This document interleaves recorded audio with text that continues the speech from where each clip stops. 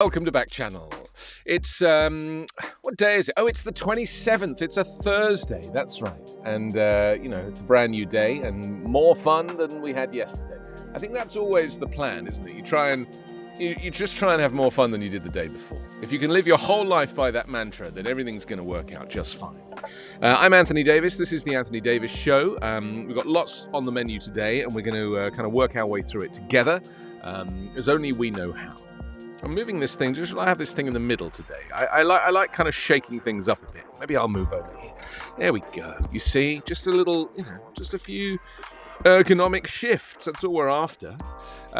So let's take a look at what's happening in this morning's Backchannel show, because it's going to be a big one. We've got the parents that want 3 books removed from the Hudson High School Library, as was on the front page of Ohio's Akron Beacon Journal this morning. So we'll ask what happened there and take a little look at what that's all about. On the front page also of Cleveland's The Plain Dealer, the new Senate maps under review by the Ohio Supreme Court, which would eliminate every district where Republicans are favored.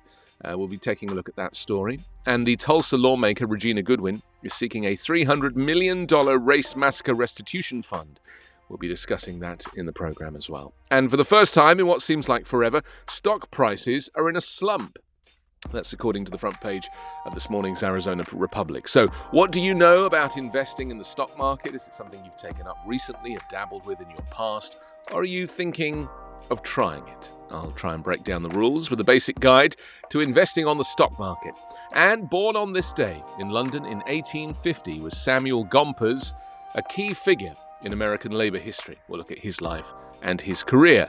The way you join in with Backchannel, the only place where you can watch and chat with hosts of shows right here on your device, is you just wake up your Echo Show, say the word "say," and then your message. And you can also go via YouTube, just watch our live stream there and comment on YouTube if you'd like to. But more favorably, I like to recommend that you go to backchannel.tv. That's kind of where it's at. So let's get straight into some of those morning papers, shall we? I think we're going to start with the Arizona Republic this morning. The headline is "Regulators Reject Clean Energy Rules." Plan for Arizona was on the verge of passing last year. Yes, Sorry, what? Oh. Emily and Stacy, hello. Thank you for joining us. Emily's in New Jersey, and Stacy, as always, in Texas. Thank you very much. Wonderful to see you. Yes, 3 Republican utility regulators have voted down a proposal for 100% carbon-free energy in Arizona that was considered, debated, workshopped, and offered for public comment for more than 5 years. The rules appear on the verge of passage last year when Jim O'Connor, a Republican member of the Arizona Corporation Commission, and Anna Tovar, a Democratic member, reached a compromise. But O'Connor backtracked on Wednesday and voted against that deal, saying state rules were not necessary. It was the second time a Republican commissioner changed their mind after giving rules their initial support. The chairwoman, Lee Marquez Peterson, initially voted for clean energy rules in 2020, but opposed the same rules later when they came up for final approval. Do you know, I think this is something that's very interesting about the way that Republicans work. And I'm sure it works the same with Democrats as well, but I want to use Republicans as the example.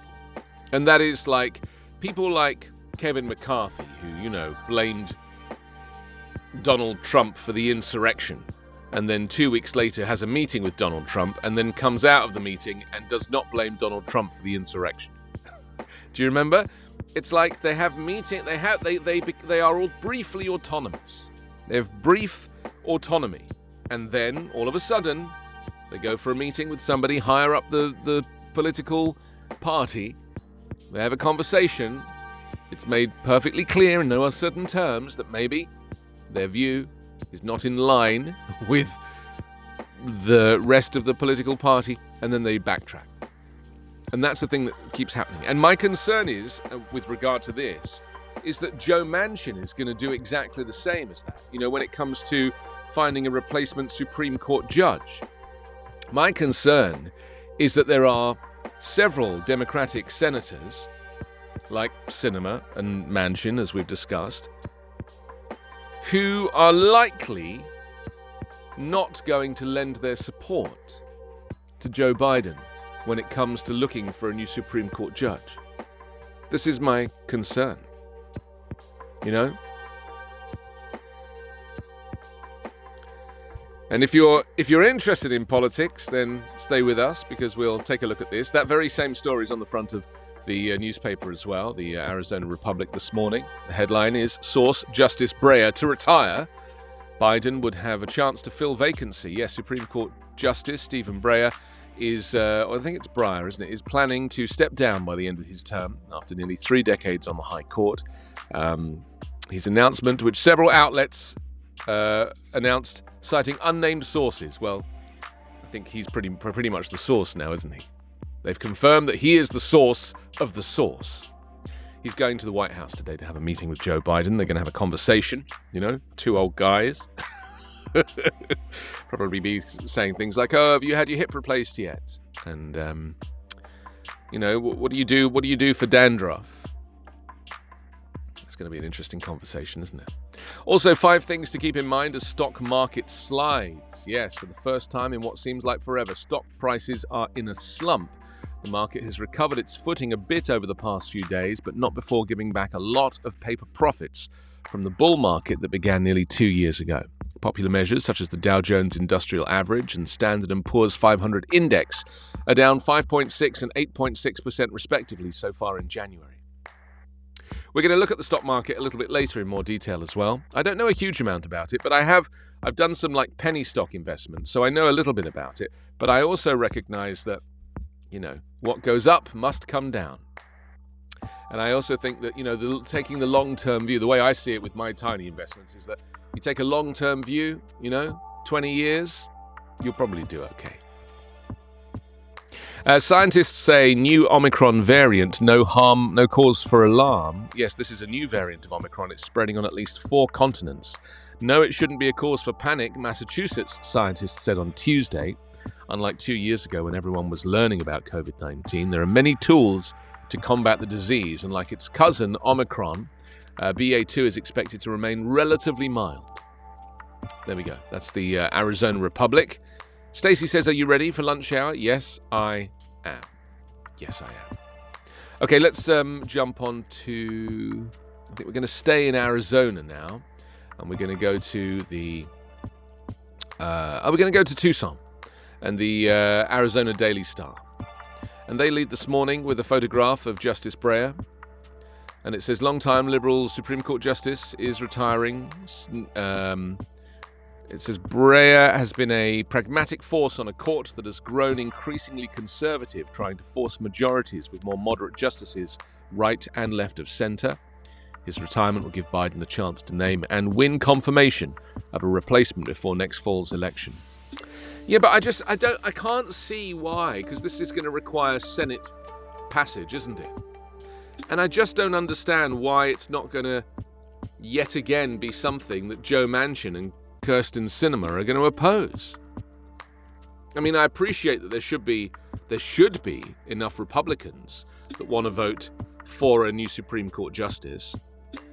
But in this case, it's going to be a black female liberal. Their 3 least favorite things. So why am I nervous that it might not happen before the midterms? Just a little nervous about it, that's all. I just don't trust anyone anymore. ACC votes to reject guidelines for clean energy. This is Arizona regulators have again killed rules that require Tucson Electric Power and other state-regulated power companies to reach 100% carbon-free energy generation by 2070. Yes, the 2070, I mean, it's like in 50 years' time. Do you honestly think we're going to be around in 50 years? I don't know that we will. Carla, do you think we'll be around in 50 years? I don't know. I just can't imagine it. There's too much chaos.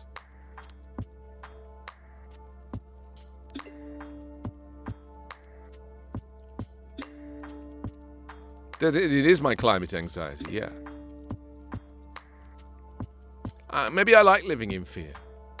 Maybe living in fear is like my thing. Maybe it's my thing. The latest twist in the years-long effort by the Arizona Corporations Commission to revamp the state's clean energy rules drew fire from supporters who say the rules are crucial for Arizona's future. The commission voted 3-2 on Wednesday to reject the proposed energy rules, with all 3 Republican commissioners voting against the measure. I mean, they just don't believe in it. I mean, that's really the problem, isn't it? They just don't believe in climate change.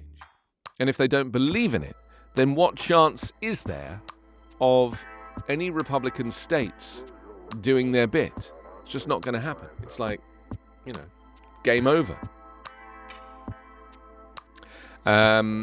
Okay, so that's the Arizona Daily Star. Let's move on now to the Akron Beacon Journal. Akron, informing, engaging, and essential is what they like to name themselves. Plaintiffs, maps still not right. It says it's deja vu all over again as the fate of State House and Senate maps is once more in the hands of the Ohio Supreme Court and Chief Justice Maureen O'Connor. The Ohio Supreme Court will decide whether new legislative maps approved by Republicans on Saturday either satisfy or skirt the wishes of Ohio voters who overwhelmingly supported redistricting reform in 2015. On Tuesday, advocates who sued over the first, now rejected maps pointed out problems with the new versions, which could give the GOP a 57-42 advantage in the Ohio House and a 2013 advantage in the Ohio Senate. So, we're going to look at this as well. Redistricting, redrawing of boundary lines, gerrymandering, whatever you choose to call it. It's happening, and it's mostly unfair. More coverage of U.S. Supreme Court justice set to retire. And a rodent issue and an illness has driven a woman out of her Akron home. She said, "I lost everything." So that's an interesting story as well. Hello to Justin. Thank you for joining us here on Backchannel. Elle is with us as well. And Harper, welcome from the United Kingdom. Wonderful. Lovely to have you back. Ryan's in Nebraska. So as you hang out with us this morning here, we'll get our head round the news and see what's happening right across the United States. And Emily has joined us as well from New Jersey, and she's a brand new listener, so that's wonderful. Welcome. It's Holocaust Memorial Day today as well, don't you? And with that, I would like to read this story, which is on the front of the Akron Beacon Journal. Hudson schools respond to demands to remove offensive books. Yeah. It says, after some parents last fall demanded 3 books be pulled from the Hudson High School library, 1 work has been removed, a second item is being returned to the shelf, and a 3rd title is out of circulation while it undergoes further review.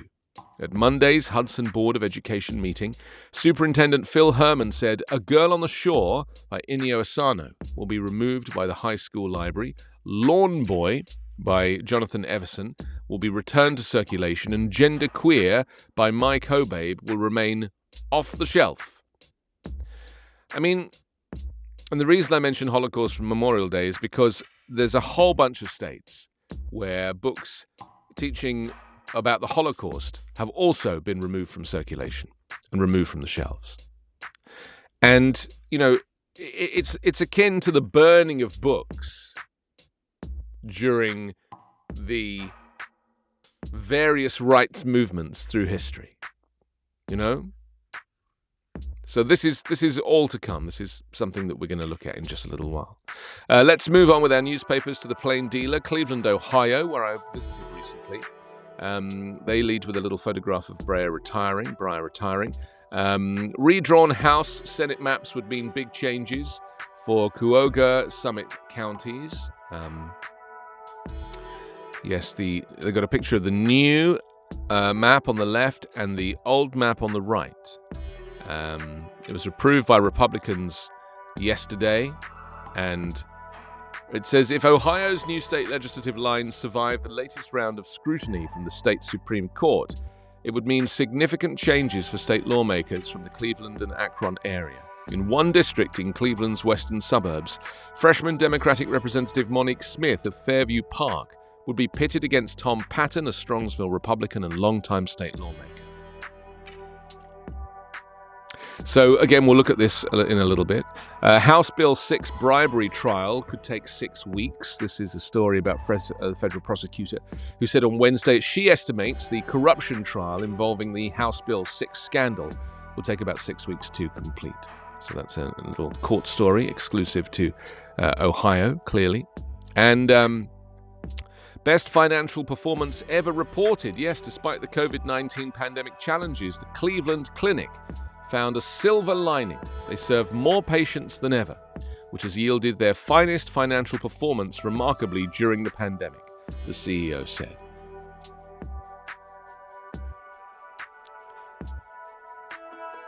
The reason I'm pausing is because I don't know what to think about this. I mean, is this something, I mean, obviously it's exclusive to a capitalist system, but they're basically on the front page of the newspaper, they are celebrating that a hospital has made more money than ever before because of a pandemic that has killed 850,000 people. So the newspaper is celebrating the clinic. For the first time, they exceeded 10 million patient visits, a 17% increase in overall clinical activity. This unprecedented level of activity during the pandemic led to income of $746 million, a 6% increase. Is this a good thing?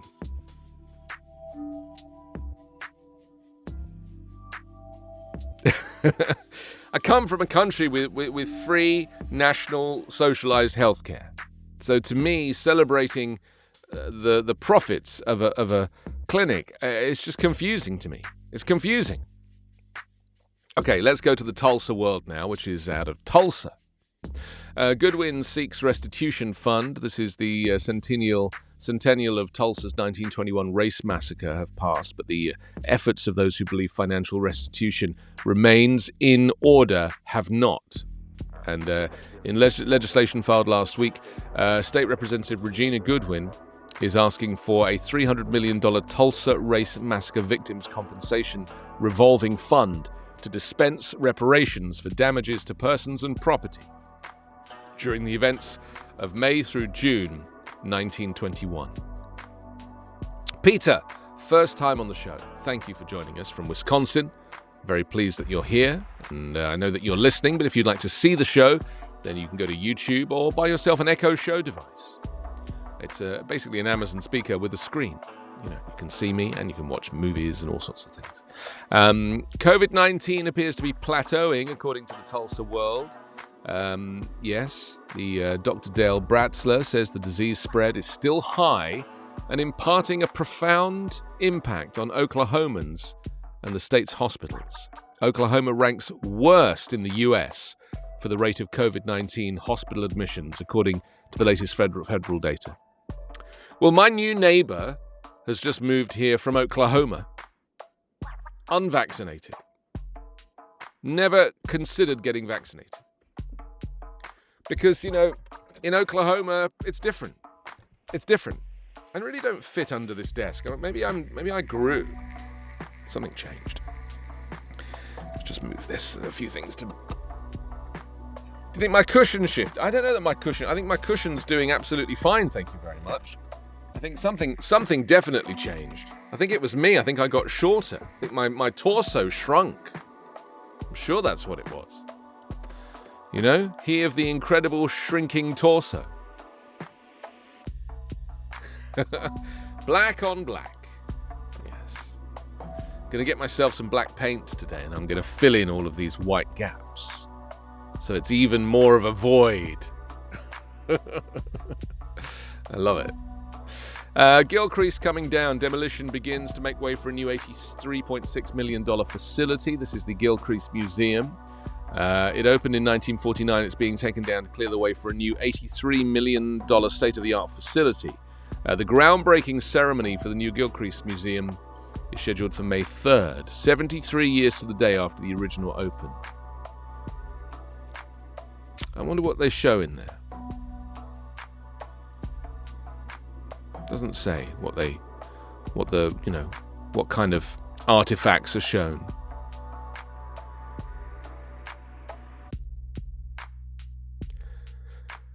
Yeah, they love demolishing old things and building new things. I mean, why would you demolish something that is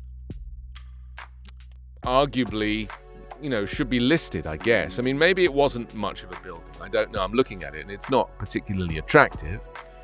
But maybe there is an argument to keep something that is old. But isn't that just, what we do now? Even some of these amazing structures. I used to think about, that we have a building in London called the Shard, which is a giant shard of glass that's designed by an Italian architect. And I was talking to somebody about this incredible, it's over 1,000 feet tall, it's the tallest building in Europe. And they said, yeah, it's temporary. And I said, what do you mean? They said, yeah, the Shard won't be there forever. It's a temporary building. All these buildings that are built with new materials, like glass, they're all temporary. They might last 100 years or maybe 50 or 60 years, but they'll come down.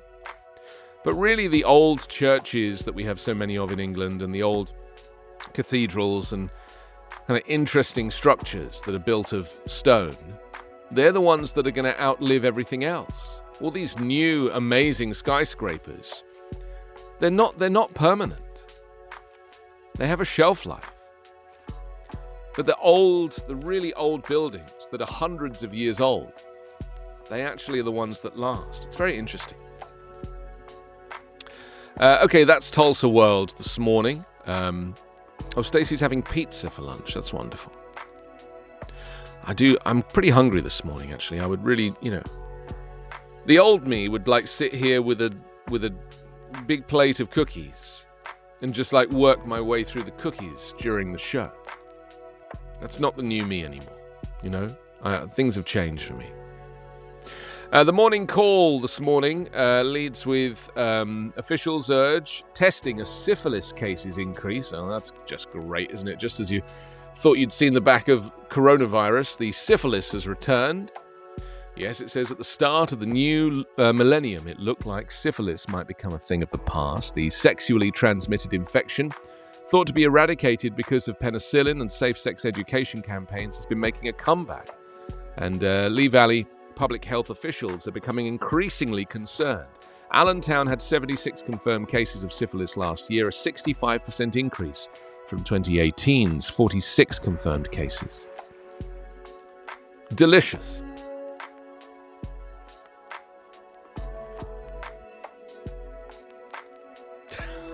Oh, it turns out Carla's just done some research on the Gilcrease Museum, and it turns out this building that was opened in 1949 was an Art Deco building and was very beautiful, and it's been demolished.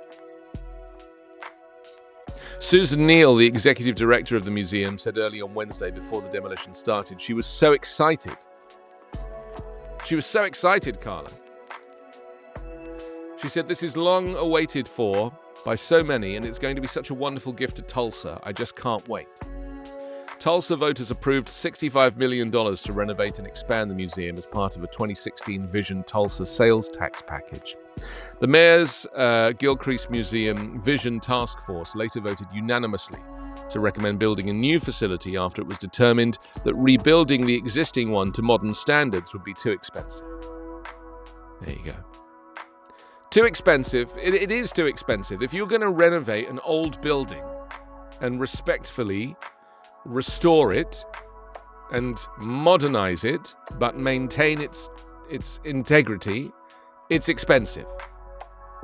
But we do it because it's worth it. Because of history and of respect, and because you know what they're going to put in its place. They're going to put a big steel frame with, these prefabricated panels, and it's going to be a monstrosity.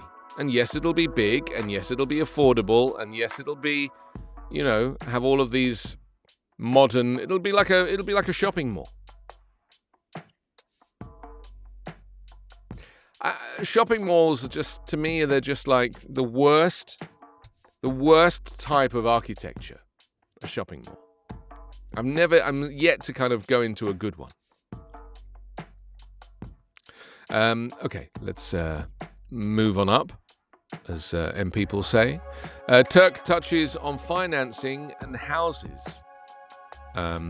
This is his first State of the City address as Allentown Mayor Matt Turk conveyed optimism and ambition for the city's future despite its challenges. On Wednesday morning, he gave a detailed presentation of the city's finances and highlighted what he said were the 7 top issues that he identified through his campaign and transition into office. So there we go. That's the new mayor. I think that's pretty much it there on the front of the morning call this morning. We're whizzing through these at lightning breakneck speed. Now to Greensburg, Pennsylvania, and the Tribune Review. Dr. Oz finds receptive crowd as his celebrity candidate woos Westmoreland County Republicans in campaign for U.S. Senate. Hannah, first time on the show, welcome. Great to have you listening to Backchannel. I'm Anthony Davis. It's the Anthony Davis Show. We're just reviewing the morning papers right now, zigzagging across the United States, finding out what's happening and where. We're looking at Dr. Mehmet Oz, enthralled a room full of potential Westmoreland County voters on Wednesday as he works to make his mark in a crowded field of candidates vying to represent Pennsylvania in the U.S. Senate. The meet and greet event held in a small room in where few attendees wore face coverings, super spreader event, attracted about 265 people, hoping not only to see the celebrity doctor, but also to hear his stance on political issues. The Republican Party announced his candidacy in November. And a photograph of him taking a selfie with somebody. Finding his voice, Hempfield youngsters' experience shows difference charity makes in children's lives. This is a story about Tyler Winfield, who received a gift that led to the gift of all gifts, his own voice. This week, the 10-year-old was on hand to exemplify the life-changing differences being made by Variety, the children's charity. The Pine-based non-profit in 2017 provided Tyler with a specialized iPad that allowed him to communicate with his family at home, first by typing in words and phrases. He once was rendered nearly non-verbal by autism. Today, he speaks freely and often, even if after some prodding inside the Home Plate Club at the ballpark on Pittsburgh's North Shore. Lovely. Lovely story. Political division extends to science. Now, this is a very interesting story which I've covered elsewhere this morning.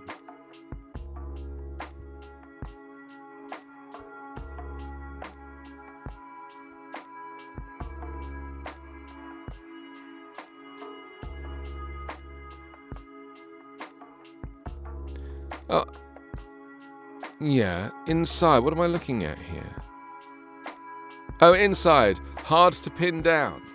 This is a story of Common Cause. An unidentified canine and a band of escaped monkeys call forth the gentler side of people in divisive times.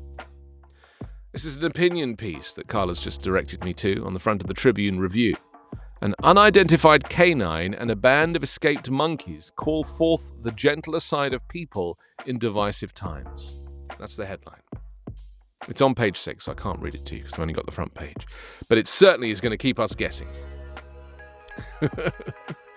Let me just tell you a bit about this science story because it's very interesting. It says, Republicans' faith in science is falling as Democrats rely on it even more, with a trust gap in science medicine widening substantially during the COVID-19 pandemic.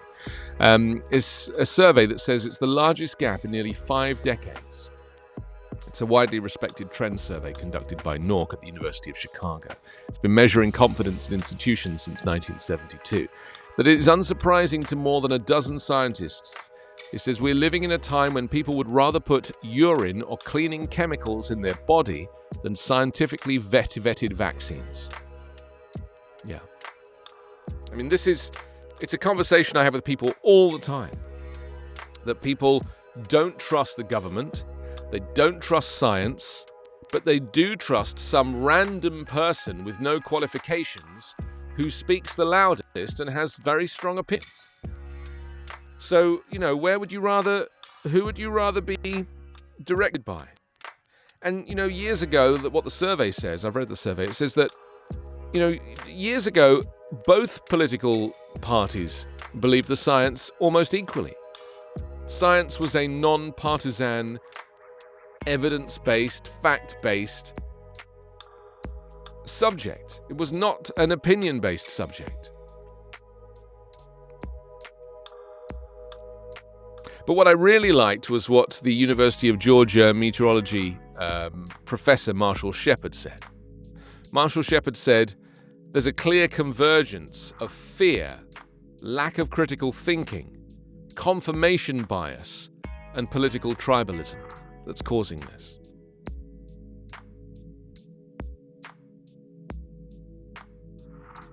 "48% of Americans say they have a great deal of confidence in the scientific community."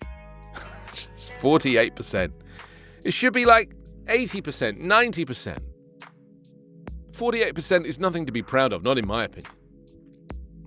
Okay, that's the Tribune Review this morning. Let's move on.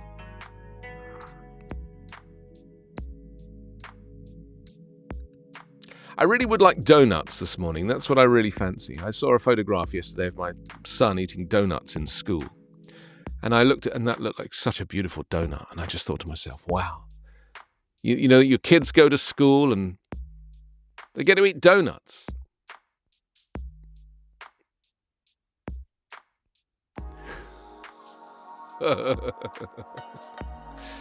Some people do use, Carla's suggesting I use Uber Eats to get a delivery. Some people do actually use delivery services to get food for things like a donut. I've seen it. I've seen my neighbors do it. The whole delivery guy's like on his way, or girl, they're on their way, and then you're like, that bag doesn't look very big. I wonder what's in that bag. And it turns out a solitary donut. Someone drives for 15 minutes for a solitary donut.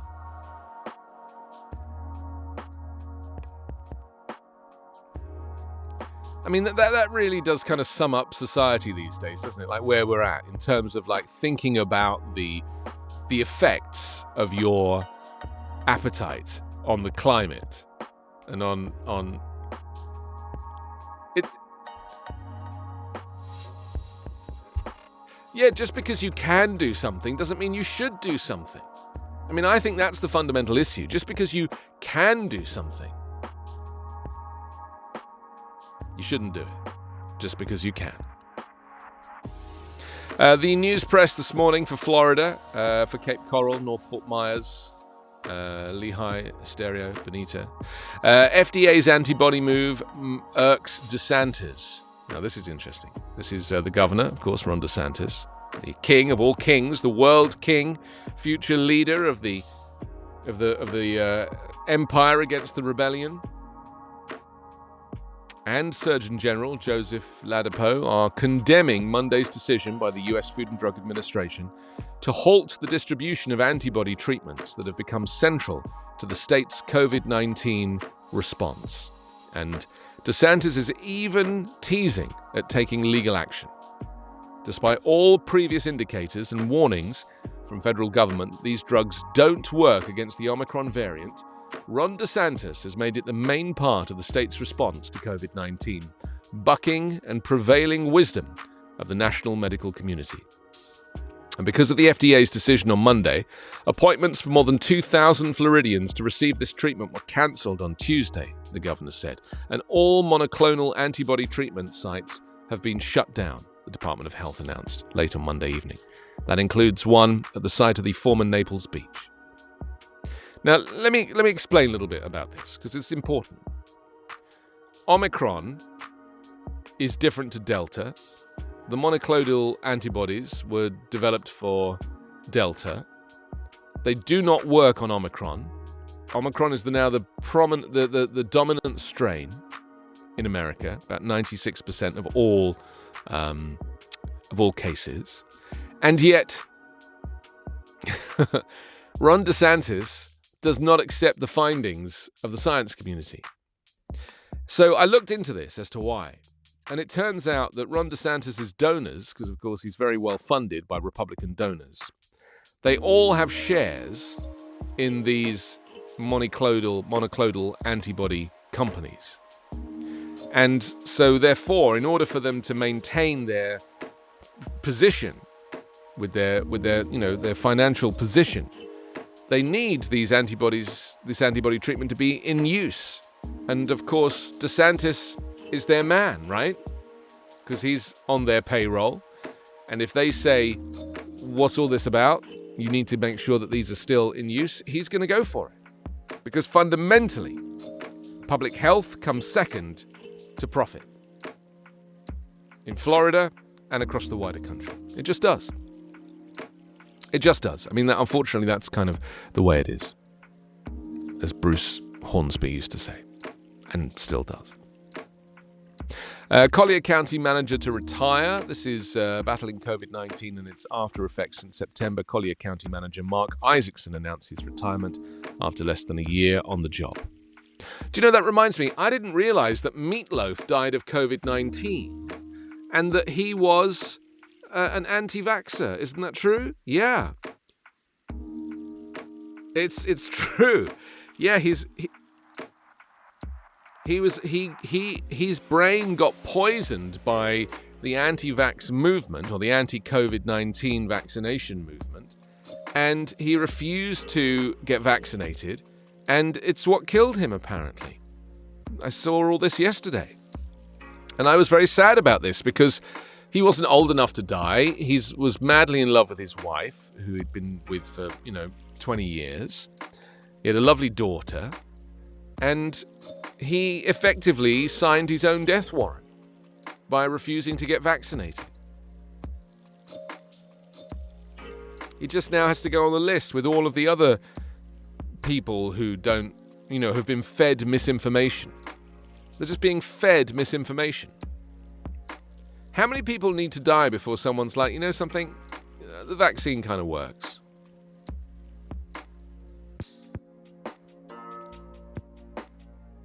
I watched a video yesterday of Ron DeSantis' new Florida medical director being quizzed in the Senate, in the Florida Senate, about his qualifications.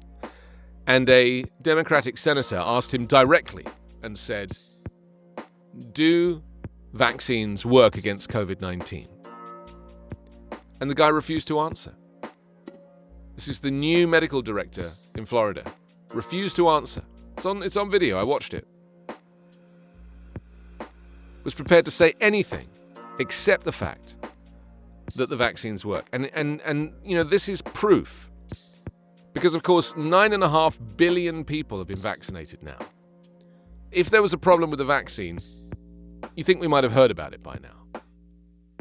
9.5 billion people. It's just tragic that we're still having this conversation. Why are we still having this conversation? Why am I still trying to, push home the please get vaccinated conversation? Why is it even a political thing? It's too sad to me. It's too sad.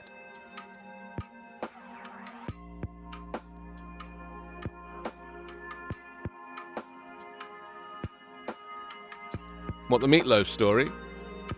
Yeah, Carla's looking up the Meatloaf story. It's very sad.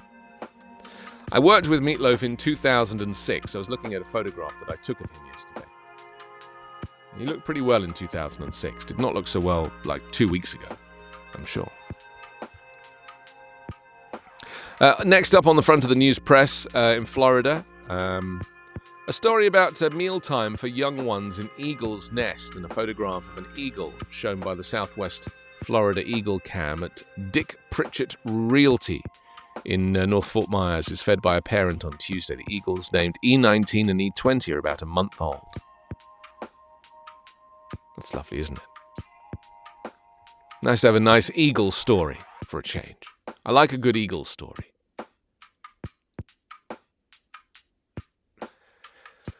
I have seen a couple of eagles over the years. Yeah, I mean, I mainly get to spend my time with hawks because where I live, hawks fly all the time. right in front of my window, and they circle overhead. And they play this game with crows where they chase each other. And it's amazing to watch. They just do it for fun. You know, they don't eat each other. They just do it for fun.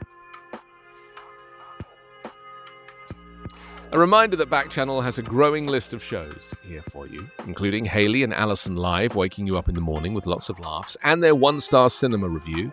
Also, Live Every Day with Liv Harrison, live from Texas, celebrating the little things in life with plenty of coffee, and the charming and funny Hal Rudnick, who has his show Your Pal Hal at 11 o'clock. That's Pacific. That's 2 o'clock Eastern. This afternoon here on Backchannel. Okay, let's dive into some of our conversations and stories, because I mentioned the 1921 Tulsa Massacre. And, just to cheer you up, I thought we'd go into a little bit more detail of this so we can understand a little bit more about it, and ask, how should historic social injustices be addressed? Survivors of the 1921 Tulsa Massacre and their descendants, including Representative Regina Goodwin of Tulsa, believe they should be addressed through reparations, and have consequently continued to push the government of Tulsa to pay reparations for the massacre. They say in 2020, after no direct reparations and largely symbolic governmental efforts, proponents of reparations wondered if that call would finally be answered. Oh, some new people joining us. Mona, thank you for joining us from Texas. Josh is here. And Adam has joined us as well. Thank you, Adam. We're just discussing and looking in detail at the 1921 Tulsa Massacre and asking how we should address historic social injustices. Talking about reparations. In 2020, after no direct reparations and largely symbolic governmental efforts, proponents of reparations wondered if that call would finally be answered. The recent centennial of the massacre, the resurgent Black Lives Matter movement, and discussions within the US about reparations broadly have made the issue more salient. And we were reading in the Tulsa World earlier, talking about the centennial of Tulsa's 1921 race massacre. The centennial may have passed, but the efforts of those who believe financial restitution remains in order have not.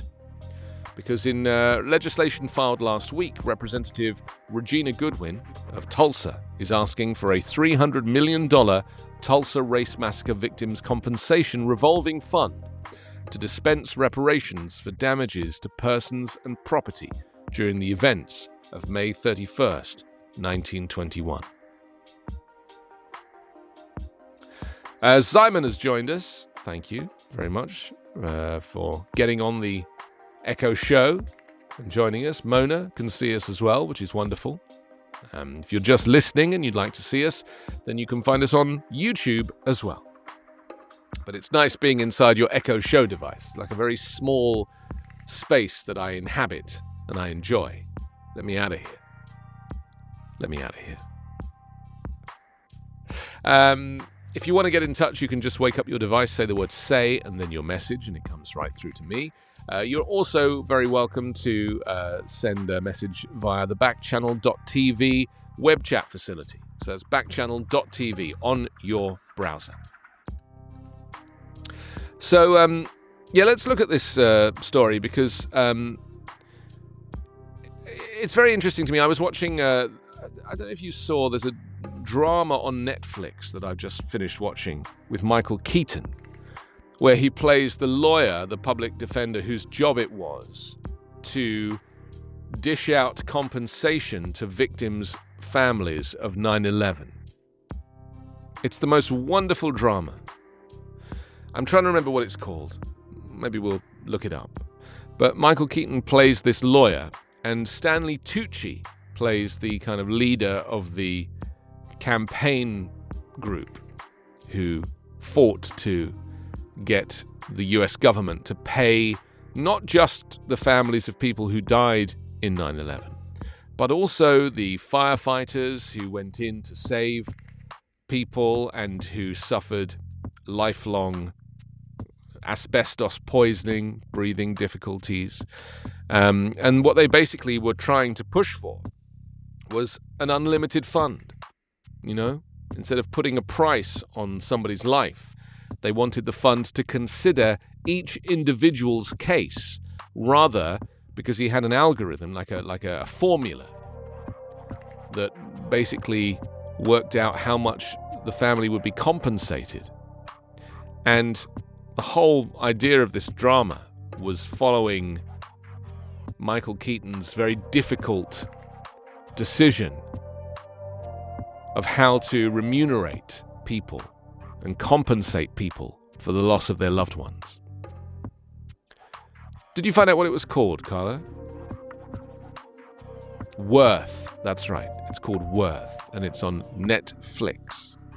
And it's a very, very interesting. It's quite serious and heavy. There's no light moments. There's a little bit of levity, I guess, but there's no light moments. But fundamentally, it really deals with the harrowing effects of losing family.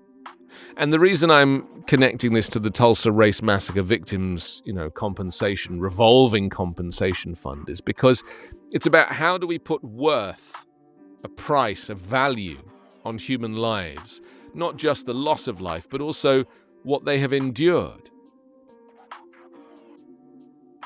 It says, given the tenor of a Republican majority that has in recent years balked at even discussing race or reparations and passed bills limiting such topics in schools, colleges, and universities, Goodwin's House Bill 4152 looks like a long shot, but she says it's justified. They say $300 million is far under the true amount of damage, says Goodwin. We're talking about businesses destroyed, over 1,200 homes destroyed, people killed and injured. She said $300 million doesn't even touch that. Goodwin introduced two other somewhat related bills. HB 4154 is an attempt to increase utilization of the 20-year-old Tulsa Reconciliation Education and Scholarship Program. And HB 4153 seeks $400,000 for a Department of Transportation study on how to facilitate the dismantling of downtown Tulsa's inner dispersal loop. So the scholarship program was set up on the recommendation of a legislative commission established in the 1990s to investigate the massacre. It was envisioned as a potentially transformative initiative for minority students, but has never come close to expectations. Goodwin said last year it awarded $8,000 scholarships. It's not much, is it? So HB 4153 is related to a recent push to dismantle the inner dispersal loop, which has long been viewed as a barrier to community development near downtown. Goodwin's bill suggests that a contemplated northwest leg of the Gilcrease Expressway could be part of the solution. So, yes, it's just very, very important to respect the fact that history has meant that a proportion of society has had a very hard time. Life has not been equal for all. And if you've grown up black in America, then you'll know exactly what that means. Because, this is why, and unfortunately, this is why the white majority, which is only about 53% the majority, of those white people, a percentage, arguably maybe half, I don't know, I'm just guessing, they genuinely feel like they fear being the minority. And it's just so sad to me that still, in this day and age, with all the progress that's been made and all the effort of all civil rights leaders and campaigners and activists and protesters, and people that have lost their lives in the name of equality, we still seem to be so far from where we should be, which is where race, gender, and certainly skin color are not a consideration in this division amongst people. And tragically, because of Donald Trump's tenure, 4 years, those 4 years were the most detrimental to civil rights. Prior to Donald Trump, we had a black president. Think about that for a second. It seems impossible now. We had an actual black president, which gave hope to millions of people around the world, not just in the United States. Billions of people, arguably. It meant that the tide had turned, and finally we'd turned a corner on race. And yet, arguably, Obama did not do enough for race relations while he was in office.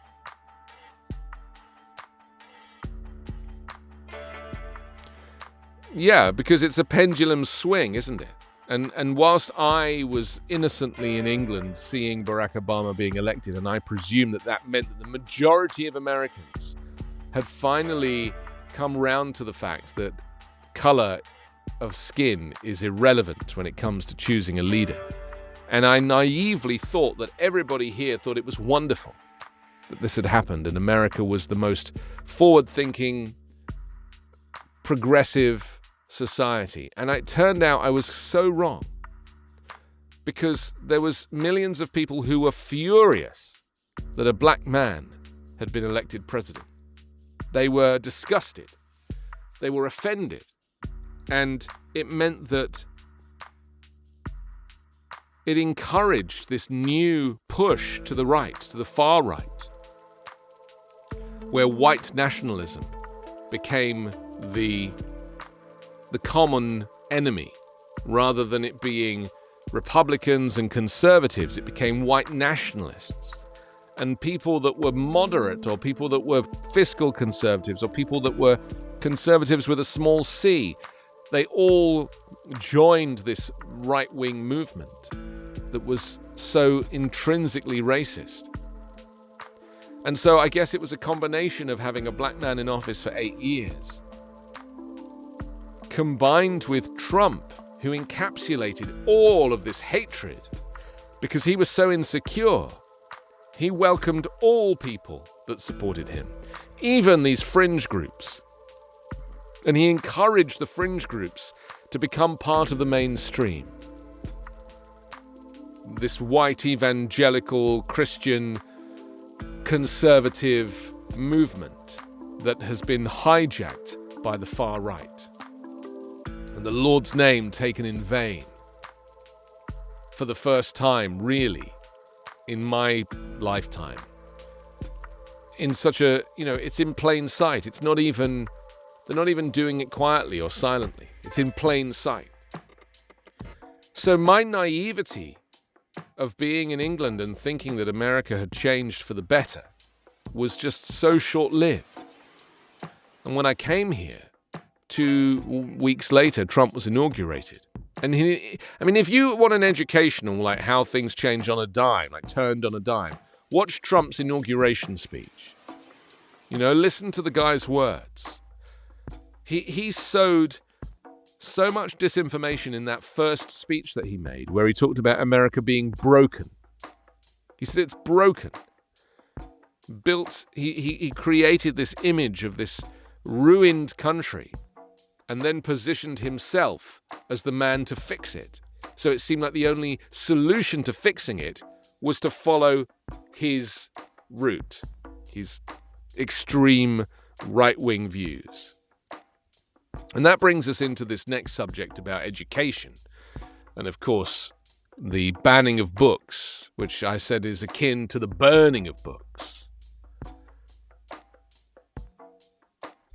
So we'll look at this in just a second, talking about books being pulled from the Hudson High School Library. But before that, we're going to hear the latest US news update. It's a daily podcast that I do, which enables you to kind of catch up with what's happening across the United States. You can download it wherever you get your podcasts. And here it is.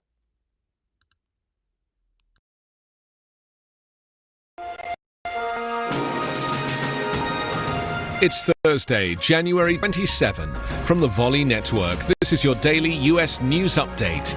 I'm Anthony Davis.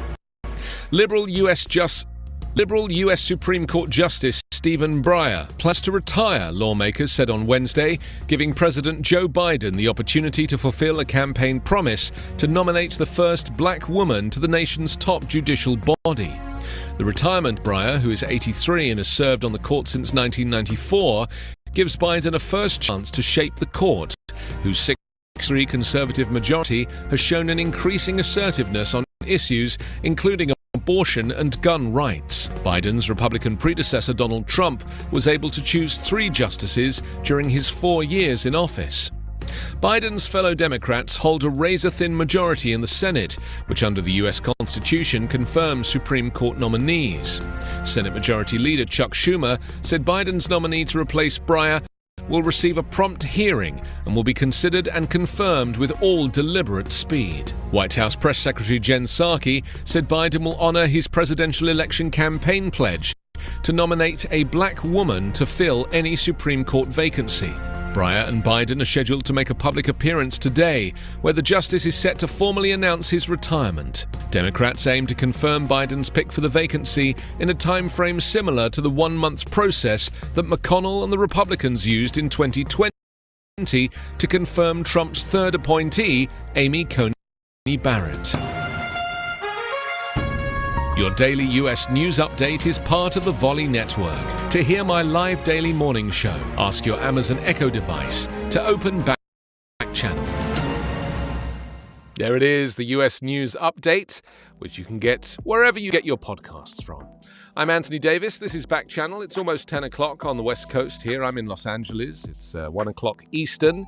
And this is the Anthony Davis Show. You're very welcome to join us. So many people are part of the show today. Lawrence has just joined us. Welcome, Lawrence.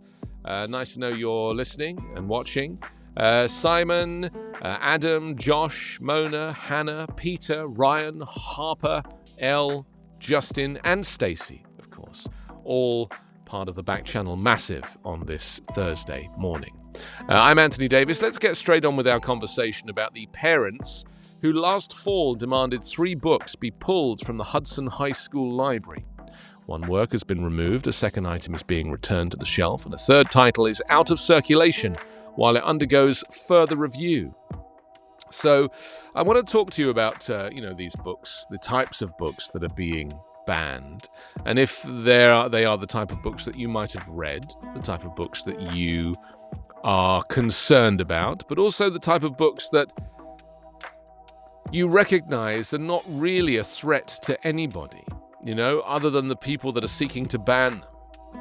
And that here is another reason why racism and xenophobia and fear have worked their way into the school system now. Because, this is coming from parents. It's not coming from schools. And invariably, these parents are Republicans who have been fed a lie about the state of their society. Again, this fear that if you educate people about trans issues, that they might want to become trans, which of course is highly unlikely, unless of course they are already trans and the book helps them to recognize their identity.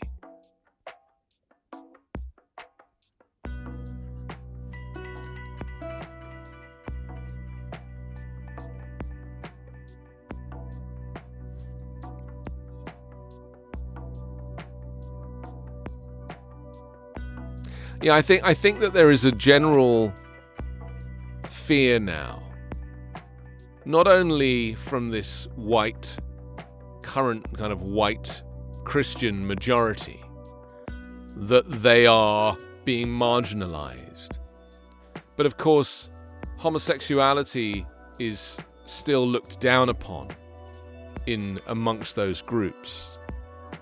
And so there's the fear that your child might turn out to be anything less than perfect in your eyes. It says, after some parents last fall demanded 3 books be pulled from the Hudson High School library, 1 work has been removed, a second is being returned to the shelf, and a third title is out of circulation while it undergoes further review. In late September, Oh, hi, Dean. Thank you for joining us. Welcome. First time. Be brave. We'll get through it together. In late September, some parents complained that these books contained offensive or objectionable content for high school students. The complaints are similar to concerns raised by conservative groups and political candidates who say that LGBTQ-themed material written for young people should not be made available at school. The district removed the books from the high school library while officials reviewed the titles and the selection process that was used. No other complaints have been used regarding books since the ones made in September.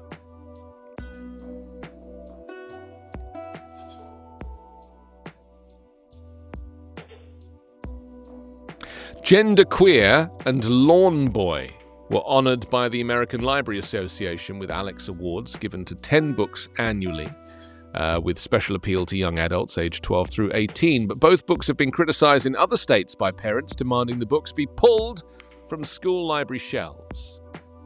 In a statement responding to the Fairfax County, Virginia School District's decision to pull Genderqueer from its high school libraries, the publisher, James Lucas Jones, said the book is an important resource for students who identify as genderqueer or non-binary, and that limiting its availability is short-sighted and reactionary.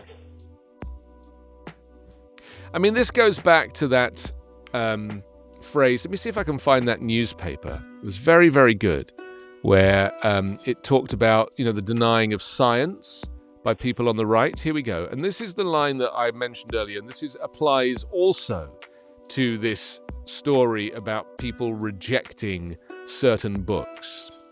And it was the Georgia meteorological professor, Marshall Shepard, who said that it's a clear convergence of fear, lack of critical thinking, confirmation bias, and political tribalism. And these are the things that I find to be most interesting. And I wish I could actually remember all of these things, I wish I could remember that if I was having an argument with somebody about why they didn't want to be vaccinated or why they wanted LGBTQ plus books removed from shelves, why they didn't believe in science, I wish I could talk about the convergence of fear, their lack of critical thinking, the confirmation bias, and political tribalism.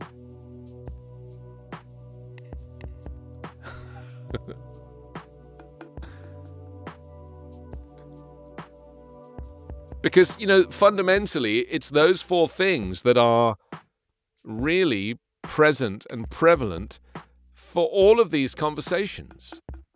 Because it's that convergence. Fear is the number one. I've always said this. So the people that want the books taken out of the school, they are in fear of their children being exposed to material that they think might alter their child's opinions or indeed their gender or sexuality. Fear or lack of critical thinking. Now, of course, to think critically requires effort, requires you to be someone who is well read or maybe has been through the psychotherapy process and has been challenged. Your thoughts have been challenged, so you become a critical thinker. You don't blame people, but you think about why they might behave in that way. You don't blame yourself, you think about why you might be behaving in that way. Whether that behavior is born of childhood trauma or similar. And then these two other ones, confirmation bias, which is where you effectively go looking for a supportive story and you find it. So if you're on Facebook and you find a story or a story pops up that says that the vaccine doesn't work, and then you talk to someone or you see on television or on a YouTube video or something, your bias is confirmed by another source that is also biased. And that is my fear here. And then finally, political tribalism, which doesn't really need much of an explanation, but is blatantly true in the case of Republicans. Democrats are far more nuanced. Democrats don't really identify as this group and troop because their views are nuanced. But Republicans increasingly have become politically tribal. And as I was saying earlier about kind of allowing the extremes of the right, the far right, to be conjoined with the conservative right. Yeah, Joe Manchin won't want to hear of any of this. Dean says yes. Thank you, Dean. I respect your reply.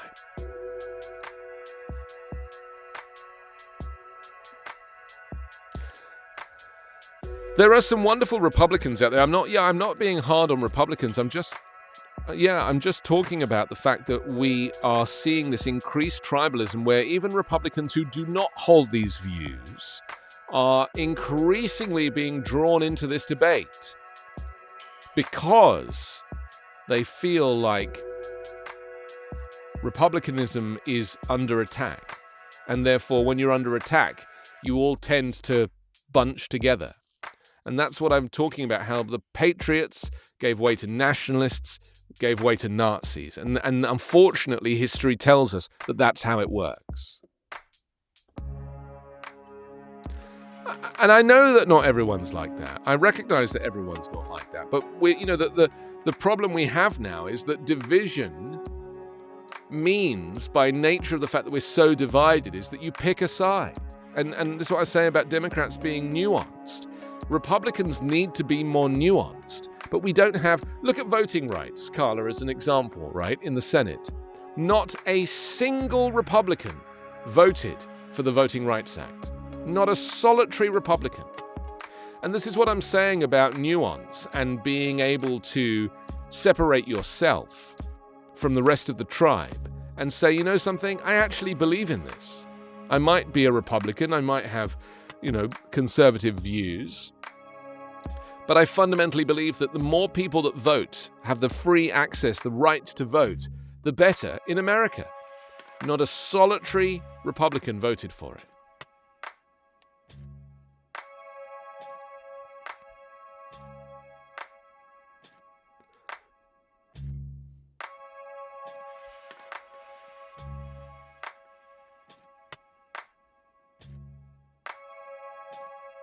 I have a Republican landlord. Who else do I know that's Republican?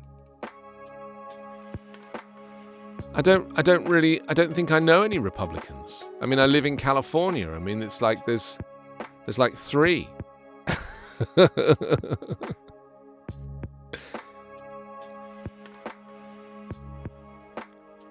I need more Republican friends. If you're a Republican, you'd like to be my friend, then I would love that. I mean, in England, I have plenty of conservative friends. My parents, conservatives. Always have been. Yeah. But and all of their friends are conservatives. So, I mean, but the thing is, conservatism in England is not the same as conservatism in America.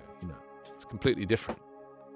Conservatism, like British conservatives, are probably as conservative as Alexandria Ocasio-Cortez. It's just different. They believe in climate change. They want to protect women's rights. They believe in gender equality. They're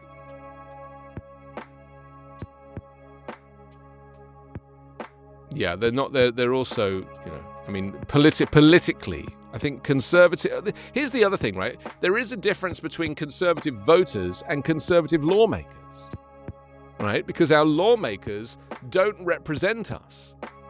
And so we refer to conservatives, refer to my father, for example, as a conservative. But his conservative views are different to conservative lawmakers in England. And I think it's the same here. I would say that conservative lawmakers are not representative of Republican voters. They just aren't. In the same way that Joe Manchin is not representative of a solitary Democrat anywhere on the planet. The author of Lawn Boy said that he has received death threats since his book drew national headlines last year when a Texas mother criticized it at a school board meeting. He defended his book, which he said addressed capitalism, wealth disparity, and racial assumptions. Per the Hudson Board of Education policy, a person who objects to school material can request that the use of the material be reconsidered. And that's what happened with these 3 books. The first step was for the high school principal, Brian Wilch, to conduct a preliminary review of the books. A Girl on the Shore will be removed, it says, from the high school library after Wilch determined the book was pervasively vulgar and lacks educational suitability. Wilch decided Genderqueer and Lawn Boy should remain in circulation in the high school library. Both books, Herman shared, were recommended to media specialists on a list of works that are specifically targeted towards the support of marginalized students. So apparently Lawn Boy focuses on Mike Munoz, a character who is Mexican, economically impoverished, and gay.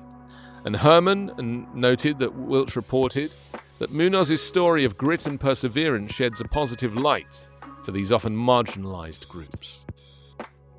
In the book, Munoz lives in a single-parent household with a brother who has a disability.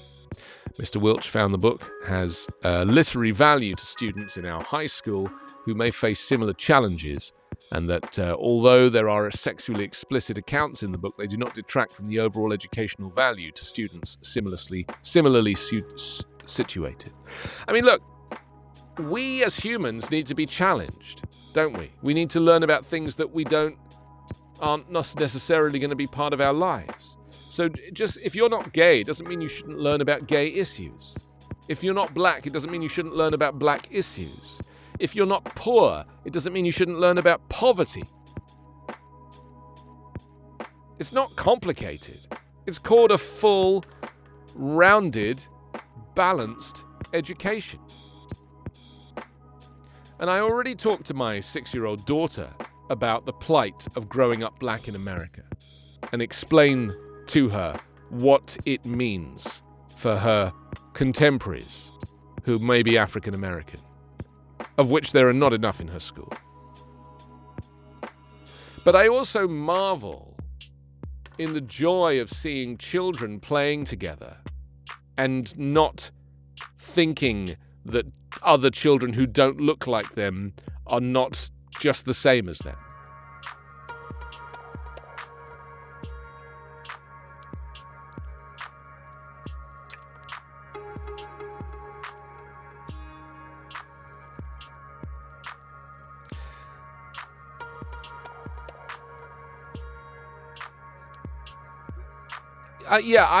I don't position the conversation about feeling sorry for people. But I think it's important that children know that there is a struggle going on, you know, because it's just more, I'd say it's actually more divided now than ever before. And Carla, when you were growing up in America, maybe, you know, America was like plateauing in terms of it had come out of that first civil rights movement, and then, you know, there was a certain calm. But, you know, post-Trump, I think it's all changed again.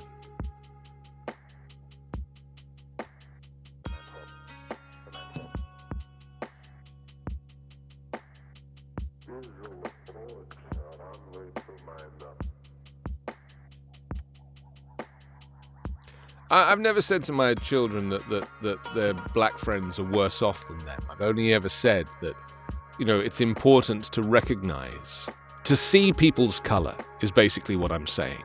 You know, I think, you know, there's been this argument used for the last goodness knows how many years. But, oh, you know, I grew up in a multiracial, multi-ethnic society. I don't see color. And I think that argument now does not stand anymore. Because now we have to see people's color. We have to recognize people's color. We have to stop pretending that there is this faux thing called equality. Because if you're white, it's not an issue for you. You can go into a bar and get served straight away. You can get away with all sorts of things.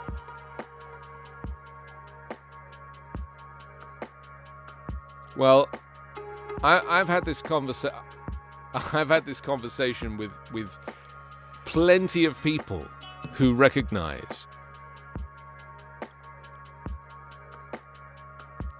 But I'm repeating the language that has been said to me by friends who are of ethnic minority groups, that they want their color to be seen, they want their race to be recognized, they don't want to be considered, they don't, this kind of craving for equality.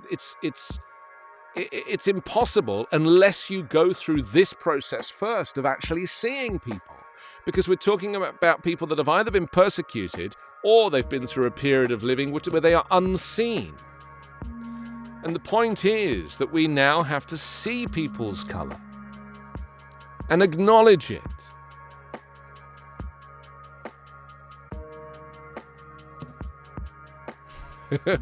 But I think it's different. I think it's different for you, Carla, in England. Because I wouldn't have this conversation in this way in England. And I also think it's different for you growing up in America as you did during a different era. Because things have changed over here since. And I think that the BLM movement, it cuts so deep because racism now, and obviously the George Floyd murder at the hands of Derek Chauvin was such a clear and present example on video of the type of police brutality that is going on every single day, and most of it goes unreported. And it was just fortunate in a way that Derek Chauvin was being filmed and that there was that heightened moment during Trump's presidency where there was this constant pushback against race, and it all came to a head. And I don't believe that George Floyd died in vain.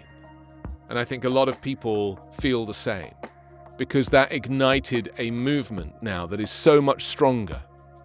I mean, why do you think that Joe Biden made a campaign pledge that he would only put a black female into the Supreme Court if he was given the opportunity? Why would he do that? Instead of saying, I'm going to put the best person for the job in there, he's saying, I'm going to put a black female. Because he sees the need to recognize somebody's race as a minority and their gender as a minority in an antiquated environment that is increasingly conservative, such as the Supreme Court. So the argument that I'm presenting is that we need to be more open and thoughtful, especially as white people, about the fact that our privilege is completely taken for granted.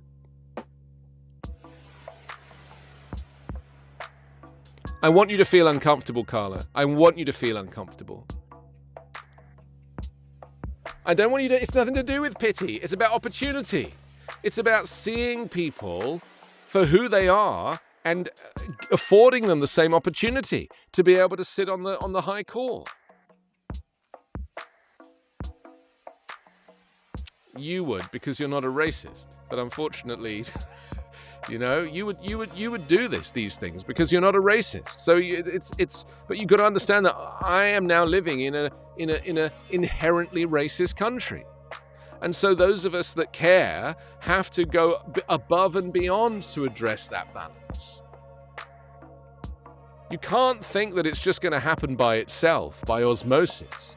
You have to actively encourage things to change. And the way you do that is you take a leaf out of Joe Biden's book and you choose a female black vice president and you choose a female black Supreme Court justice. You take the opportunity to shunt society in the right direction.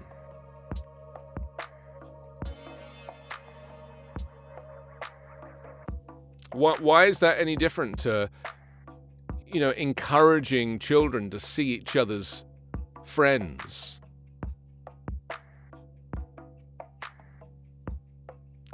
Yeah, I know that children see right into people's souls, and I recognize that. But I mean, and I'm not like over-educating my child on race issues. Trust me, I really am not. I completely hold my tongue.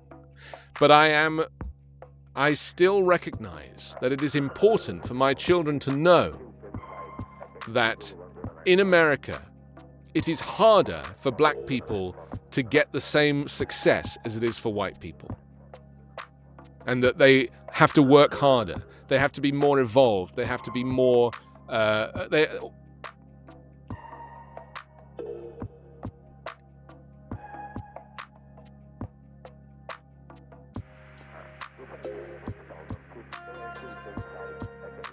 I think that this is a fascinating conversation. And I think that it will naturally encourage different viewpoints. Chris, thank you for joining us. Terry, Danny, thank you for joining us here on Backchannel. And you have a view as well. If you have an opinion about this, you can just type on backchannel.tv, or you can wake up your Echo show and just say the word "say" and then your message. All views are welcome. It's not a one-sided debate. Although Carla is talking to me in my ear from London. She's producing the show and she's presenting a counter-argument, which is completely fine. Yeah, but it's an essential conversation because we're actually having a conversation about whether or not we should have a conversation. We're not even talking about the race issues. We're talking about, should we be talking about the race issues? And that's my point. Because when I grew up in England, I had a different view about this. Because England is different to America. But then when I started to go on the radio and people would phone in and I would talk to them about race issues, and people of color would phone up and say, you don't know what it's like. It's so racist here. And I'm like, it is? They're like, I can't get served in a bar. They're like, I can't get served. They'll serve all the white people first and then they'll serve me. And that's like in England in like the mid-2000s. My point is that the racism is very stealthy and you almost have to be black to see it. And it's not projection. You know, it's recognizing that there is a bias. And again, let me go back to that article. I hope you will forgive me for this because it's, very important, but there's these 4 subjects that are very, very clearly written out by Marshall Shepard, the University of Georgia meteorology professor. A clear convergence of fear, lack of critical thinking, confirmation bias, and political tribalism. And it applies to racism, it applies to the removal of books, and it applies to science. Why it is that Republicans' faith in science is falling as Democrats rely on it even more. Fear, lack of critical thinking, confirmation bias, political tribalism. This is what we're up against. And it cuts so deep. And so my point is that we can't just think, oh, well, that'll work itself out. It's going to be fine. It'll evolve. We can't rely on evolution for these things to happen. Those of us with a voice, those of us who are not shy to say out loud, I want to see your color. I want to recognize your difference. Riyadh, thank you for joining us. Welcome to Backchannel. The people that have the confidence to say it out loud. It's a bit like, do you remember, when the protests happened, the Black Lives Matter protests happened, and people were carrying placards that said, say his name. Say his name. This was the desire for George Floyd to be seen.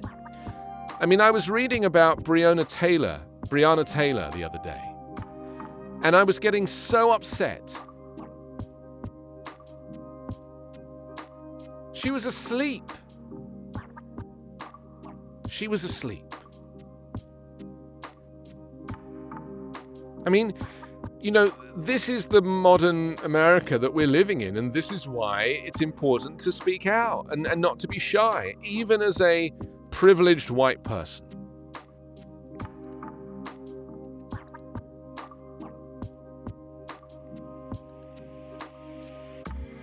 So we've been looking at these books in the high school, at the Hudson High School Library, where one work has been removed and the second one's being returned to the shelf. The third title is out of circulation while it undergoes further review.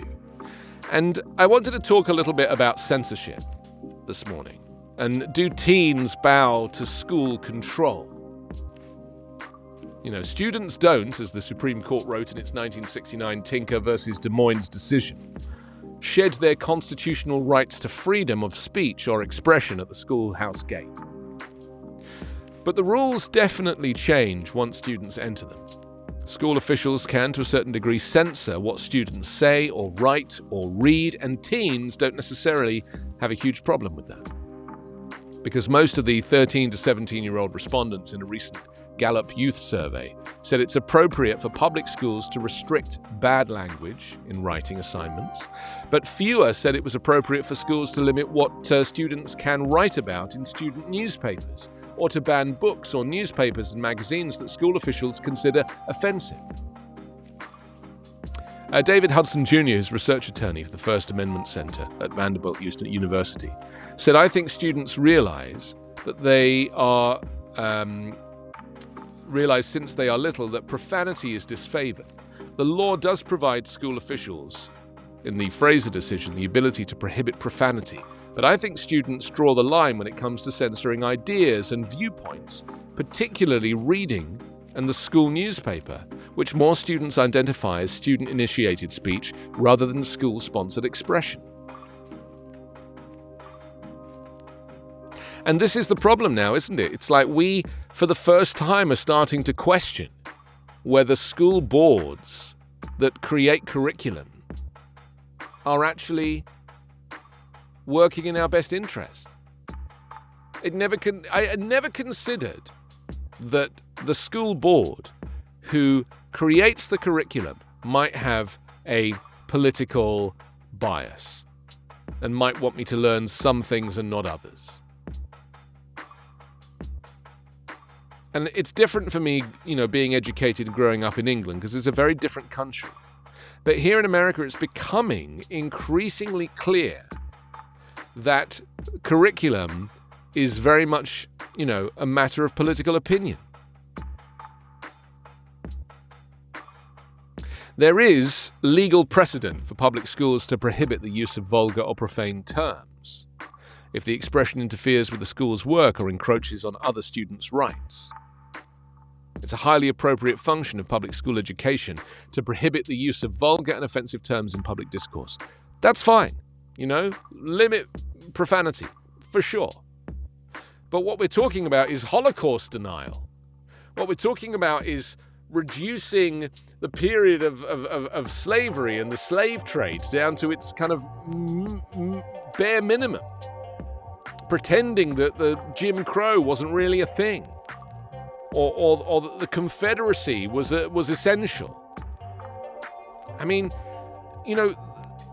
people are waking up now to the fact that they want to be taught the facts. They want to be taught the truth. They want to know what really happened.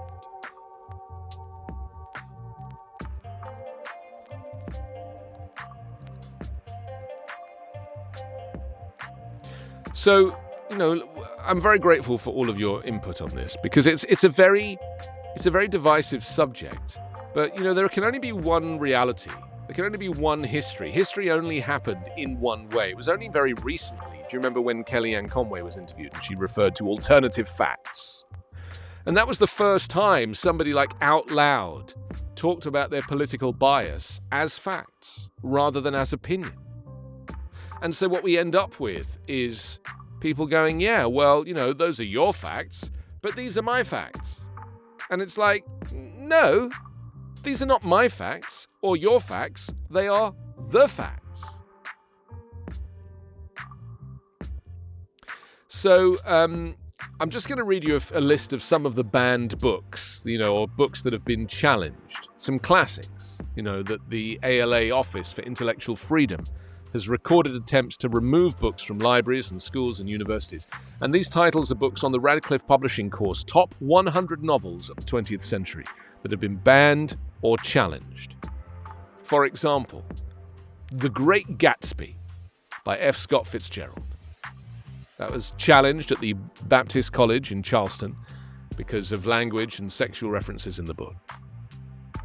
The Salinger book, The Catcher in the Rye, arguably one of the most classic books ever written. That one, throughout history, going back to 1960, people have challenged that book in school. But more recently, I think 2009 was the most recent time. The Grapes of Wrath by John Steinbeck. That was burned by the East St. Louis Public Library in 1939. Right? Harper Lee's To Kill a Mockingbird was first challenged in 1977. In 2009, it was removed from the St. Edmund Campion Secondary School classrooms in Brampton, Ontario, Canada, because a parent objected to language used in the novel, including the N-word. The Color Purple by Alice Walker, challenged as appropriate reading for Oakland, California high school honors class due to the work's sexual and social explicitness and troubling ideas about race relations and man's relationship to God and African history and human sexuality. And after 9 months of haggling and delays, a divided Oakland Board of Education gave formal approval for the book's use. It's like, if that book does not tell the story of like one woman's struggle, her entire family, and her kind of long road to freedom, then what does? That book was challenged as recently as 2008 in Burke County, North Carolina, by parents concerned about the homosexuality, rape, and incest portrayed in the book. Ulysses by James Joyce, challenged. Beloved by Toni Morrison, challenged. Lord of the Flies by William Golding. That was challenged as recently as year 2000, but was retained on the 9th grade accelerated English reading list in Bloomfield, New York. Lord of the Flies. Maybe that's the problem. Lord of the Flies is kind of how it is now. That's what society's like now. We used to pass the conch round to each individual person, and only when they had it could they talk, and now everyone's talking at the same time.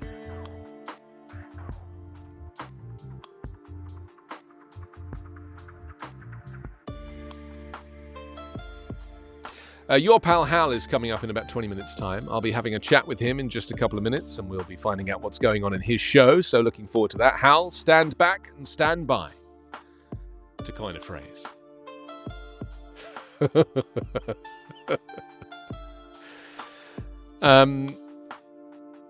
George Orwell had a whole bunch of books that were challenged, which is ironic, isn't it? Especially 1984. That was actually challenged in 1981. They claimed that the book was pro-communist and contained explicit sexual matter. I guess the tragedy of all of this is that it doesn't enable people to be trusted to have thoughts, to know the difference between fact and fiction, to know that they're being educated to expand their mind rather than poisoned. It fundamentally ignores what education is, which is being tested and stretched, and you're not expected to memorize every word as the gospel. You're just expected to take it in and recognize that there are various viewpoints of the world. And that's the fear about this new idea of just having one viewpoint.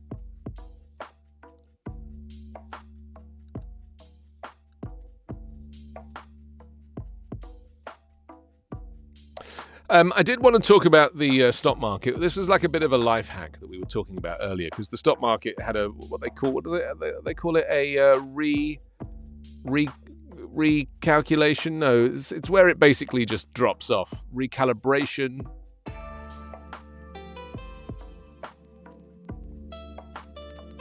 I can't remember what it was called, but we'll work our way through this together. So to make the most of your money and your choices, educate yourself, they say, on how to make stock investments confidently and intelligently. Familiarize yourself with the online resources available to help you evaluate stocks and find ways to protect the money you earn. I was looking at stock investing for dummies. You know, there's that whole book series of something for dummies. You know, Backchannel for dummies, broadcasting for dummies. But they talk about you not buying stock, you're buying a company. And I think that's very interesting, isn't it? You know, the idea of thinking like, what is that company? And, you know, we really, I mean, I think you should only invest in the stock market if you can afford it. Like if you have an additional disposable income. Don't think that it's, if you're struggling, that is not the time to put money in. If you have debts, that's not the time to put money in. You know, you need to be clear. But Investing for Dummies says the primary reason you invest in a stock is because the company is making a profit and you want to participate in its long-term success. And if you buy stock when the company isn't making a profit, you're not investing, then you're speculating. And one particular stock should not be 100% of your assets. And this is why it's good to invest in different sectors. And this is why, you know, traditionally, we would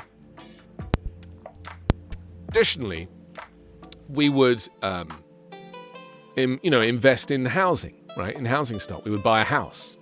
And obviously fewer and fewer people are buying houses because, you know, more and more people are renting because people just can't get mortgages and blah, blah, blah. But if you put all of your money into a deposit for a house, you have basically only speculated in one sector, housing market. You put all your eggs in the housing market basket, and if the bubble bursts, then you lose all your eggs. Whereas if you are investing in the stock market and you are investing across multiple sectors, then you've got less chance of losing your money if the bubble bursts. It says a stock's price is dependent on the company, which is in turn dependent on its environment, which includes its customer base, its industry, the general economy, and the political climate. And your common sense and logic can be just as important in choosing a good stock as the advice of any investment expert. Don't listen to me. I give terrible advice on this subject. And it says if you have no idea about the prospects of a company, and sometimes even if you think you do, use the stop-loss orders or trailing stops. And even if your philosophy, finally, is to buy and hold stocks for the long term, continue to monitor your stocks and consider selling them if they're not appreciating or if general economic conditions have changed. So there we go. It's a little bit of kind of stock advice because we were looking at the stock investing for dummies cheat sheet there. And I was asking if you have taught yourself the rules, or was the knowledge you got in the stock market passed on from somebody? And is it something you would consider doing? I would be putting my money right now into like green energy, you know? Hello, Gabe. Thank you for joining us. You know, like in aviation, for example, they're testing biofuel. So the aircraft are going to fly on vegetable oil, basically, or the equivalent, you know. But that's going to be huge because they're going to have to stop using oil and making a traditional aviation fuel, and they're going to have to, at some point, switch over to biofuel. So I'd be looking at things like that, entire industries that are going to change in a more environmentally friendly direction. Unless, of course, Donald Trump wins a second term in office in 2024, then you can forget all that and we'll be back on the oil train. So don't listen to me.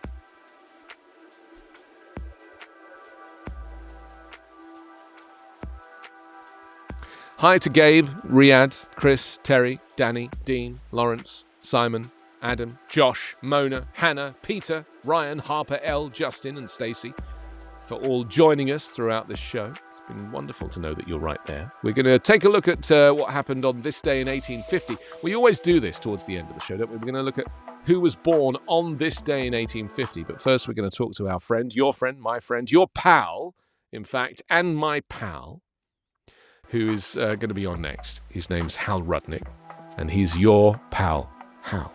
So let's find out if he's around. Is he around? No? He's not there yet? Okay, in 4 minutes. All right, 45. Sorry, I thought he was waiting for us, but that's okay. I can keep churning. I can keep churning. I've got new equipment today. I don't know if you've noticed this. The microphone has changed every day for the last 3 days. I'm just trying out different ones. I have a lot to choose from. There's a whole bunch of them sitting here. But this one kind of looks nice, doesn't it? It's kind of, looks expensive, and it's actually the cheapest one I have. just looks nice.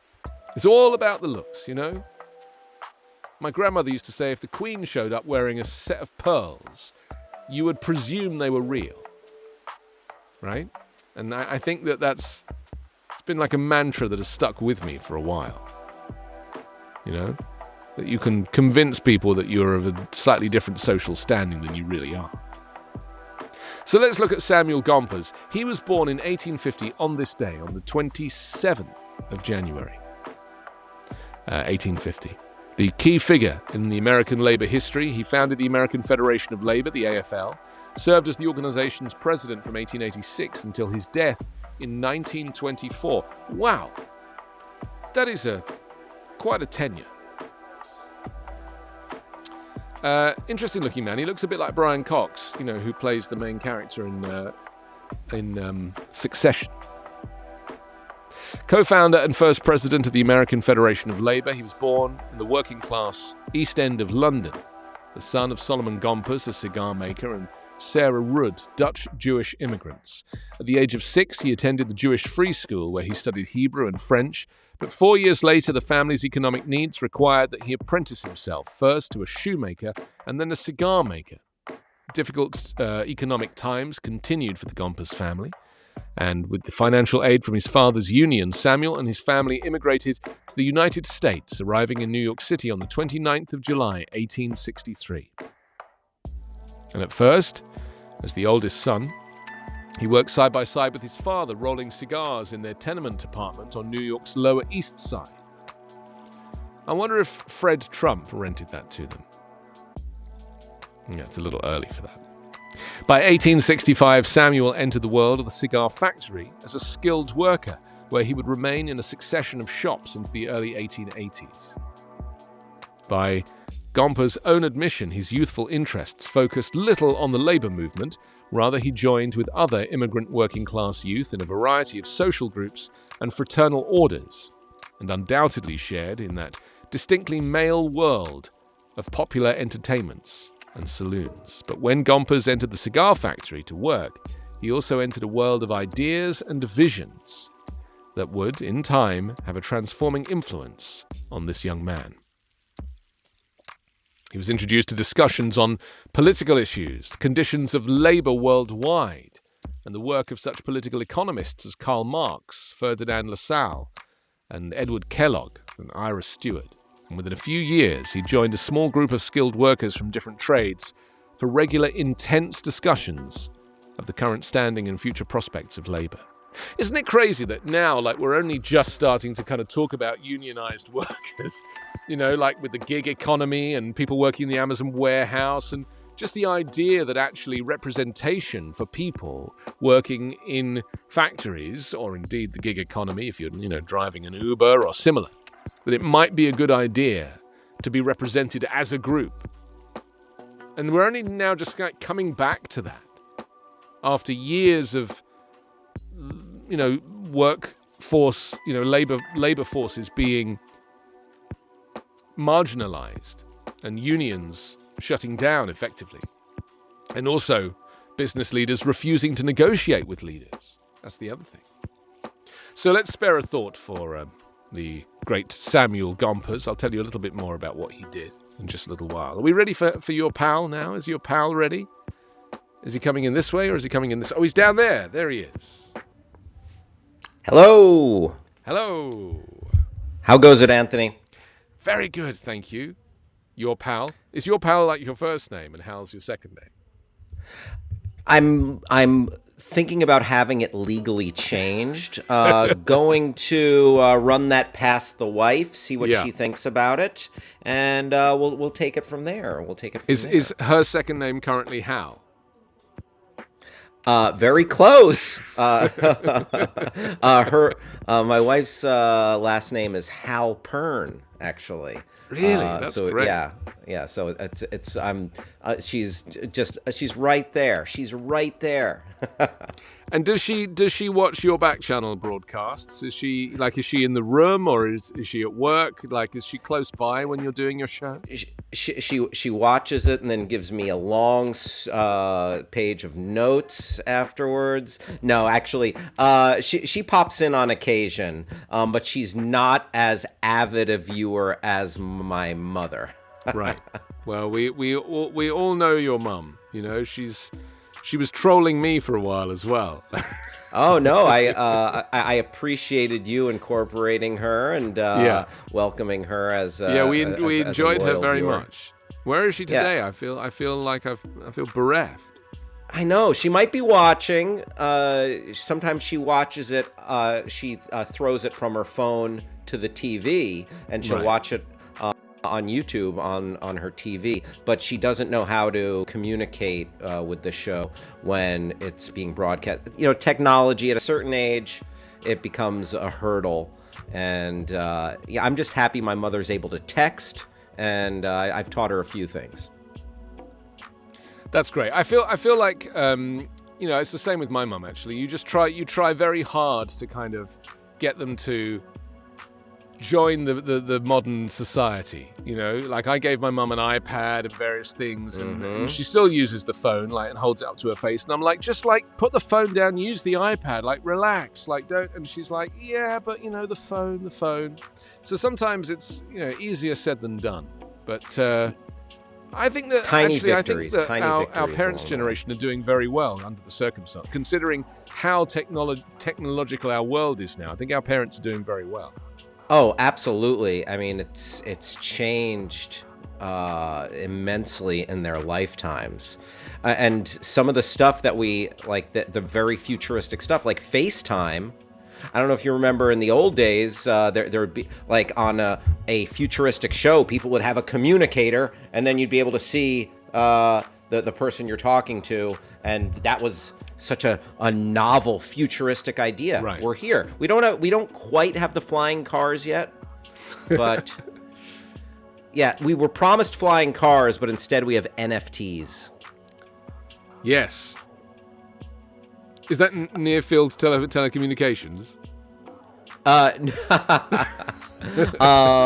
mean, it as well, but the acronym popularly non-fungible tokens. Yeah. Have you? Did you see the other night? Have you seen this clip that was floating around, which I've heralded as one of the signs of the apocalypse? Jimmy Fallon and Paris Hilton talking about their NFTs. No, I did not. It just seemed like these wealthy, out-of-touch people stoking this interest and trying to get everyone to care about something that, I don't know. They both had these pictures. They both had these ape NFTs. They're the Bored Ape or whatever it is. Right. And they were just singing the praises, and the audience, like on cue, clapping for these NFTs. Like trained Pavlovian, very Pavlovian, the audience, and it just seemed like I have no interest in this. This is just this elitist thing that has no real bearing, and now there's an LA Times article today that it might have been a conflict of interest for Jimmy Fallon to sing the praises of these NFTs. And sort of driving up the value of his particular NFT. That's I don't so know. weird. Yeah. I mean, yeah, that kind of. Oh, I just accidentally turned off the light. That completely passed me by. How do I put that back on? There we go. Yeah, that completely passed me by. I try not to watch anything that is connected to popular culture. I mean, ying down, it is an opiate of the masses, etc. Yeah. But I like Fallon a lot, but I tend to find myself just watching the kind of monologues on YouTube, of the late night shows. Those I don't are have the usually time. best parts. That's the best part, right? And it's the same with like Saturday Night Live. You know, you watch the cold open on YouTube. You know, they've actually done themselves a disservice by serving up these bite-sized versions of their own shows. But it is the world we live in, having these viral bite-sized. Yeah, that's how I often do it. What's the sketch that has gone viral, or where's Weekend Update? I enjoy the Weekend Update, and otherwise, I don't. It's not often that I sit down and watch the entire hour and a half of Saturday Night Live. Yeah, I don't know who does. Maybe just 3 people these days. Their figures have gone through the floor, haven't they? Okay, but, what's the world we live in? Oh, I want to know what your guilty pleasure is. If there's like a show or something that you watch that you like a secret Grey's Anatomy fan or something. Sure. A guilty pleasure of mine. Well, I will say fantasy sports. Fantasy sports is my guilty pleasure. What is this? So fantasy sports is like Dungeons and Dragons for sports fans. You draft a team of actual players. I'm sure you could, I think you could probably do it for, you name the sport, you could do it. I've played it for football, basketball, and baseball here in the States. And I love the statistics. I love looking at my lineup of players and going to the waiver wire to make moves, pulling players in, releasing players. And I don't play video games very much, so fantasy sports kind of fills that void of a fun time waster, and I know far too much about the backup players on various teams. The Toronto Blue Jays backup shortstop. I mean, I don't know what any of what you just said means, and I'm kind of fascinated by it. You know, it's like, I can tell you don't have children. Not yet. That's another discussion. Time on your hands. You have time on your hands. That's the reason I say. How many kids do you have, Anthony? I have 2, but they say 1 is 1 and 2 is 20, and that's completely true. But wow, good to know. Yeah, my wife and I were actively in that discussion. So are you? I may be joining you. Okay. Well, if you need any advice, don't come to me. Gotcha. Well, I mean, that was more than enough right there. 1 is 1 and 2 is 20. Yeah. It's a hard decision to make because you have one, and you want. I mean, here's the thing. Because my kids are 6 and 3, during the pandemic, all of my daughter's friends who were only children had nobody to play with because there was lockdown, and they were on their own at home. And I thought about this, and I thought that how blessed I felt that we'd had another child with a 2.5-year age gap, because she had someone to play with. She had a little brother to play with. There you go. And it made lockdown, no school and all of this stuff. Because you remember from last March, we were 2 Marches ago now. We were literally stuck in the house here in California. To have a little buddy was the best decision we ever made. So I'll also give you that advice as well. I'm filing that away for our next global pandemic, or the current one. Who knows? Which may never end. What's happening in your show today? I'm going to hand it right over to you. Absolutely. Well, we are going to go over the 12 most anticipated films of 2022, according to British GQ. Shout out to your homeland. And we're going to go through a bunch of trending topics, and there are always some weird hashtags. It's National Fast Food Cheat Day, so I love talking. Yeah, I love talking about weird fast food concoctions and things like that. Yeah, so a mix of trending topics, pop culture, and some goofs and gags. Great. Thank you so much. We'll see you in a few minutes. Always a pleasure. Thank you, Anthony. Take care. That's your pal Hal, and he is just the other side of the 11 o'clock here. I'm Anthony Davis. I'll come back tomorrow morning at 9, and we will enjoy each other's company again here on Backchannel. Have yourself a really great Thursday. Bye for now.